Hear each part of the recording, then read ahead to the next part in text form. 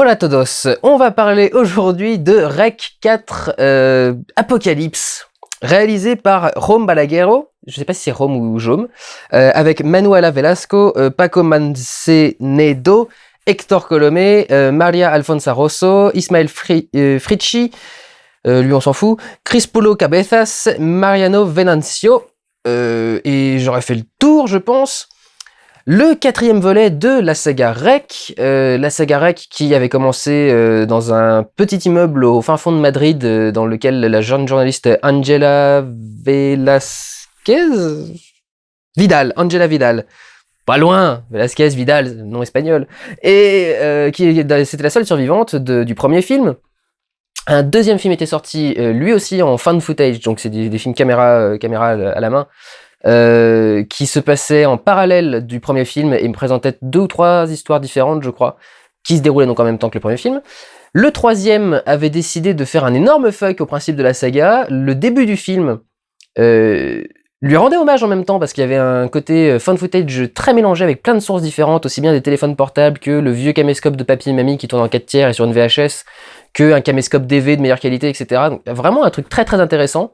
J'avais adoré le personnage du mec qui fait des films de mariage. C'est une vérité, moi ça fait le mal, il était génial. Et donc il était beaucoup plus orienté sur le comique, puisque du coup, après cette introduction caméra à la main assez sérieuse, le film passait en cinéma traditionnel et en cinémascope. Et du coup, on passait sur un film qui était beaucoup plus orienté sur le comique.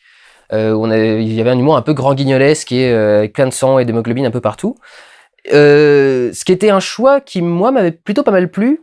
Donc voilà, j'étais plutôt satisfait.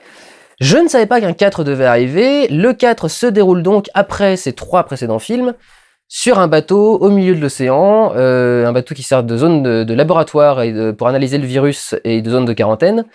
Sur lesquels on retrouve Angela Vidal qui a toujours survécu donc au premier film, accompagnée du coup d'autres personnes et évidemment ils vont avoir plein de problèmes sur le bateau.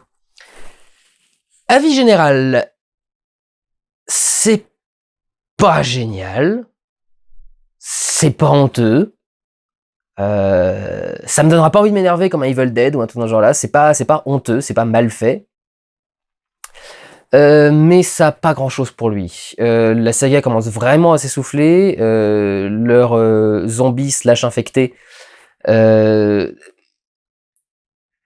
pas grand chose à apporter en plus dans cet épisode-là. Ils passent même assez inaperçus. Le film reste pas longtemps sur eux. Ils servent à faire des scènes d'action assez rapides, mais pas spécialement plus que ça. Et surtout, ça fait vraiment film de plus pour le film de plus. Le troisième avait plus ce côté-là, mais réussissait mieux son pari. Là, celui-ci est un peu plus, bon allez, on va quand même faire une vraie suite au truc, on va faire un truc bien sérieux, etc. Mais en même temps, ils finissent toujours pas vraiment l'histoire, il y a toujours pas vraiment de réponse définitive. C'est compliqué, ça servait pas à grand-chose de le faire. Et je trouve que l'avoir fait est pas pratique parce que la fin est plutôt ouverte et laisse appeler des suites.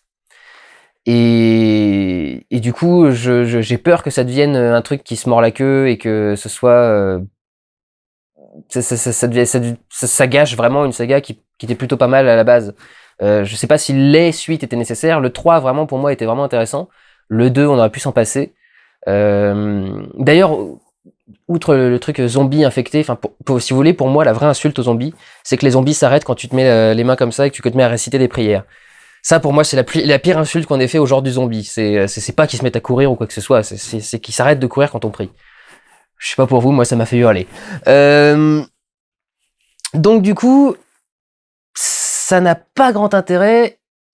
C'est pas laborieux, parce que c'est plutôt bien réussi, mais ça sert pas à grand chose, quoi. Ça fait pas spécialement peur, je trouve pas que ça fasse spécialement peur.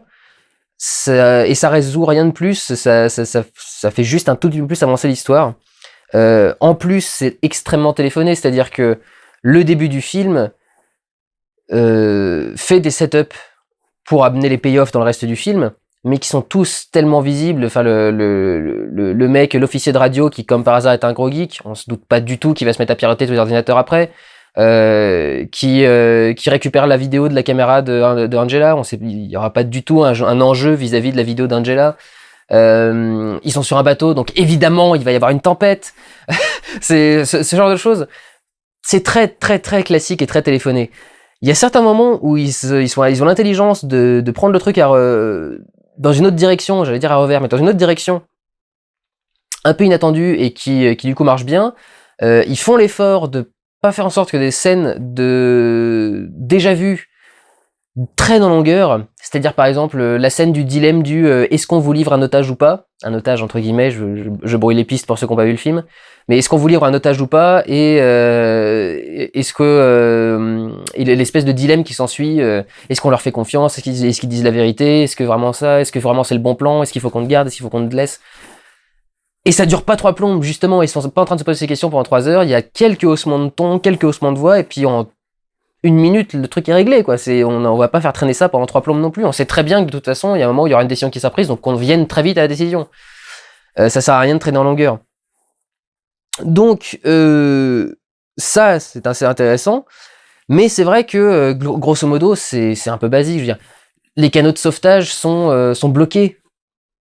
Limite, ils auraient pu appeler le vaisseau le Titanic, tu vois. Ça aurait été aussi évident au niveau du truc. Je dis pas que le vaisseau va sombrer, c'est pas la question. Mais tous les signes que ça va être la merde sont visibles depuis le début.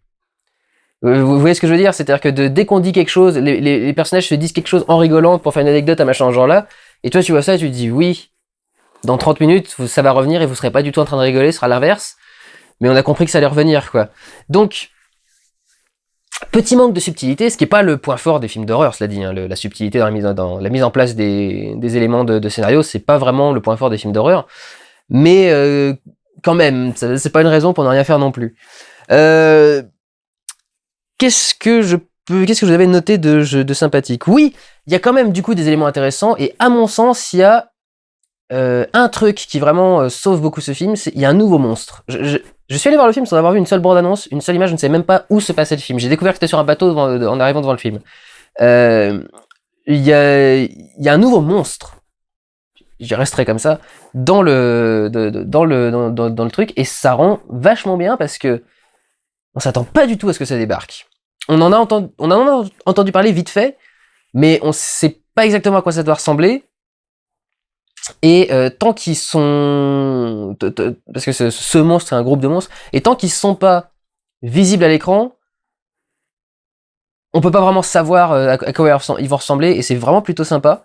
Et c'est bien foutu, parce que c'est des monstres qui ont une façon d'attaquer qui est du coup très différente, et qui marche plutôt bien. Ça, à mon sens, c'est le vrai gros coup de frais de ce film-là. C'est d'avoir ajouté un nouveau monstre au bestiaire. Ça j'en ai parlé. Oui, pareil, au niveau des personnages, c'est un peu la même chose. On a des personnalités types, et on sait en gros comment ça va se finir pour eux. Angela, on la connaît déjà, mais on découvre d'autres personnages. Et oui, en gros, dès qu'on les voit arriver à l'écran, on sait quel va être leur sort et qu'est-ce qui va se passer. Pour vous donner un exemple, parce que je pensais qu'ils allaient faire un gros build-up là-dessus et qu'ils allaient en faire un personnage iconique du film, mais finalement ils l'ont pas fait. Il y a évidemment des soldats qui sont dans le bateau, et le bateau, lui, est un bateau à la base privé, donc les soldats ont investi le bateau, et du coup il y a évidemment des petites tensions entre les différentes personnes. Il y a des pannes de courant sur le bateau, régulièrement, parce que le labo pompe trop sur le générateur d'électricité, et du coup il y a régulièrement des pannes de courant. Ça va évidemment revenir aussi dans le film, quand je vous dis, on voit déjà toute la merde qui va arriver à la distance. En salle des machines, c'est un black qui est aux machines et à l'entretien.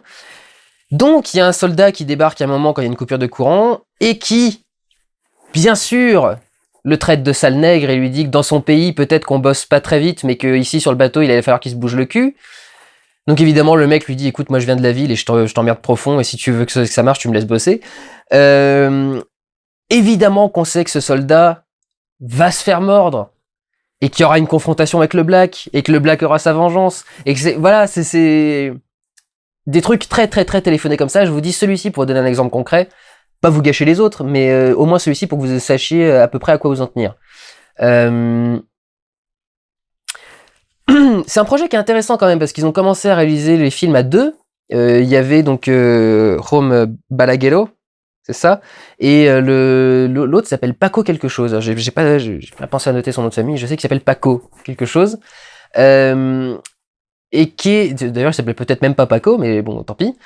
Et ils avaient réalisé tous les deux le 1 et le 2. Et en fait, l'autre mec a fait Rec 3, Genesis, et Rome a réalisé Rec 4, Apocalypse. Je trouve ça intéressant aussi, d'être à deux pour faire les films à la base, et ensuite de chacun créer une version différente, enfin créer une suite différente de cette saga. Donc le premier était parti dans le comique parce que c'était ce qui plaisait au réalisateur, c'était ce qu'il avait envie de mettre à la saga. Le deuxième, lui, a pas eu envie d'aller dans ce truc-là, il l'a pas nié non plus, il a pas nié les événements de ce film-là. Mais en gros, voilà, c'est des événements un peu étranges qui se sont passés. C'est ces moments où la vie est un peu surprenante et vous amène des scènes de films là où vous pensiez pas du tout en avoir. Et du coup, voilà, c'est quand même inscrit dans l'histoire, mais lui est revenu à quelque chose de beaucoup plus sérieux et de beaucoup plus classique. Je dirais que peut-être... Si, alors le film justifie quand même son titre. Le premier justifiait son titre avec quelques passages de caméra à la main. Celui-ci justifie son titre avec tout un système de caméras de sécurité. Et le fait que à un moment du film, la vidéo, les vidéos faites par Angela dans le premier film, du coup, le premier film en fait, qu'elle a sur sa caméra, vont être un enjeu scénaristique et dramatique du film à un moment. Donc en ça, le film conserve le rapport avec le titre Rec. Mais c'est vrai qu'en dehors de ça, ils auraient pu aussi changer le titre. Mais surtout, au niveau de ce titre, le titre lui-même fait un peu cheap niveau effets spéciaux. Et comme quand même le titre commence à faire un peu ridicule, c'est que on sent que vraiment il n'y a pas énormément de budget sur les trucages. Il y a ce côté un petit peu toc des effets spéciaux, ce côté un peu plastique, un peu trop lisse, un peu trop doux, trop rond. Et du coup, c'est un petit peu dommage quand même. Parce que le reste du film est plutôt bien tenu et esthétiquement plutôt bien fait. Il y a des très beaux plans, des images assez intéressantes, des cadrages plutôt sympas. Il y a quelques moments où la caméra se perd à faire des zooms en gros plan avec une caméra qui bouge à la main, etc. Pour qu'on soit un peu déstabilisé. C'est pas les meilleurs exemples de ce style de technique que j'aurais pu avoir, qu'on pourrait avoir. Mais grosso modo, c'est plutôt bien fait. Et c'est dommage que ce côté budget se sente un petit peu, mais bon, c'est évident, ce n'est qu'un film espagnol, c'est déjà vachement intéressant d'avoir un film espagnol qui se passe au milieu de l'océan Pacifique sur un bateau, c'est pas le genre de film qu'on fait souvent quand même. En France, quand on a fait ça, on fait une croisière en solitaire avec un mec qui est sur un tout petit bateau, on fait pas un truc avec un paquebot énorme, c'est rare, c'est très très rare. Donc du coup, voilà... Juste ce petit défaut de budget, mais c'est pas leur faute après tout. Enfin, ils y peuvent rien s'ils n'ont pas autant de budget que les autres. Donc voilà. Est-ce que c'était nécessaire? Je trouve pas vraiment. Mais après, aucun des trois films, enfin aucune des suites de Rec n'a été nécessaire non plus. Enfin, elle rajoutait jamais vraiment grand-chose au truc. Celle-ci, pas plus que les autres, pas vraiment plus. Donc voilà, c'est ce dont j'ai peur, je voudrais vraiment qu'il s'arrête là. J'ai pas envie que la saga Rec devienne un truc... Déjà que ça a jamais été une grande saga, faut pas déconner, la saga Rec, on la connaît tous parce que le premier a bien marché, mais ça a jamais été une grande saga, c'est pas un truc à la Evil Dead ou quelque chose qui va marquer, ou Saw, ou des trucs dans ce genre-là, ou qu'est-ce que je pourrais sortir, Jason, Freddy, c'est pas une saga qui aura marqué le film d'horreur, parce que dès la suite, ça devenait déjà pas très intéressant à suivre. Il a pas pu marquer des points sympas et intéressants dans plusieurs de ses films. Le 3, à la limite, avec la mariée avec la robe ensanglantée, qui est une très belle image, mais pas tant que ça. Et ce serait con qu'ils se mettent à faire un 5 et un 6 et un 7 et un machin, tout ça, parce que c'est un film qui s'exporte bien. Une saga, une licence qui s'exporte bien. J'aimerais pas que ça devienne un truc comme ça. J'espère qu'ils vont s'arrêter vraiment après celui-là, parce qu'ils ont annoncé que c'était la fin, et j'espère que ce sera vraiment la fin. Donc voilà, et ben écoutez, pas grand chose de plus à vous dire, je ne vais pas vous faire l'affront de vous dire au revoir en espagnol parce que ce sera catastrophique. Prenez soin de vous, allez voir des films, ciao.